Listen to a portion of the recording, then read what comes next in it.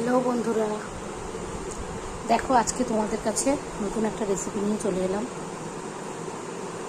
পনিরের রেসিপি। তার জন্য লাগছে পনির, বড় বড় পেঁয়াজ, ক্যাপসিকাম, মশলা। আর এখানে আছে আদা রসুন বাটা, পোস্ত, কাজু বাদাম বাটা, কাঁচা লঙ্কা বাটা, টক দই। এগুলো পেস্ট করে নিয়েছি। আর মশলার মধ্যে আছে ধনে, জিরে, কাশ্মীরি লঙ্কার গুঁড়ো আর নুন। কড়া গরম করে নিয়েছি। রান্নাটা আমি পুরোটাই সাদা তেলে করব।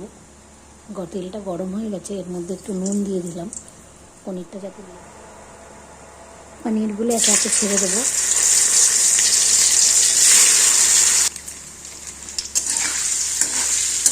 হালকা করে পনিরগুলো ভেজে নেব। পনিরগুলো লাল লাল ভাজা হয়ে গেছে, এবার তুলে নেব।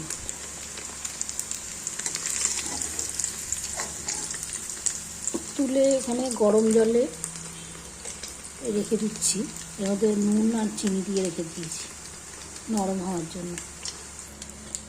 এইভাবে আবার সব পনিরগুলো ভেজে নিচ্ছি।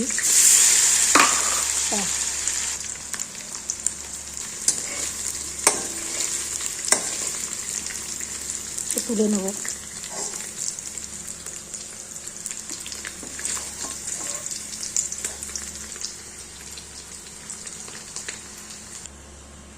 পনির ভাজার তেলেই পেঁয়াজগুলো দিয়ে দিলাম।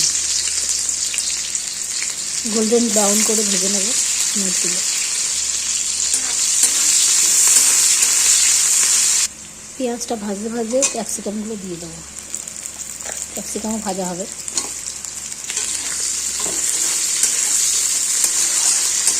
পেঁয়াজ আর ক্যাপসিকাম একসাথে ভাজবো।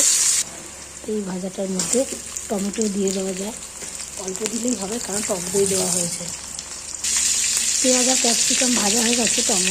এর মধ্যে এবার মশলাগুলো দিয়ে দেবো একে একে। সব মশলা,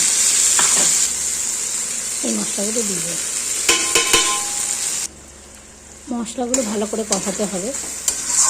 এর মধ্যে নুন আর মিষ্টি দিয়ে দেবো, একটু চিনি।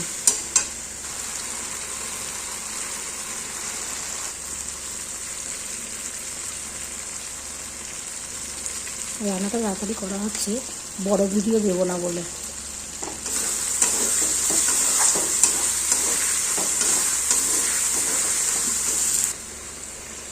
হলুদ ছাড়াই রান্নাটা হচ্ছে।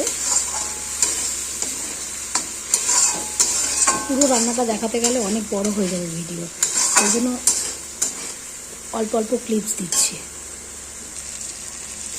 কষা মোটামুটি হয়ে গেছে, এবার জল দেওয়ার পালা।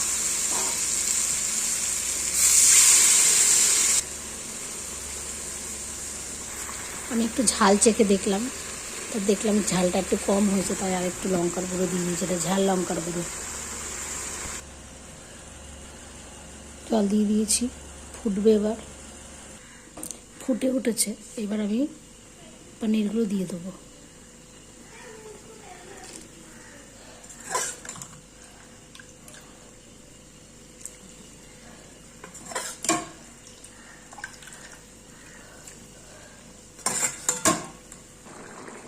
দেখো বন্ধুরা, আমার পনির হয়ে গেছে। আর একটু শুকনো করব, আর একটু গ্রেভি রাখতেই হবে কারণ যেহেতু ভাত দিয়ে খাবো।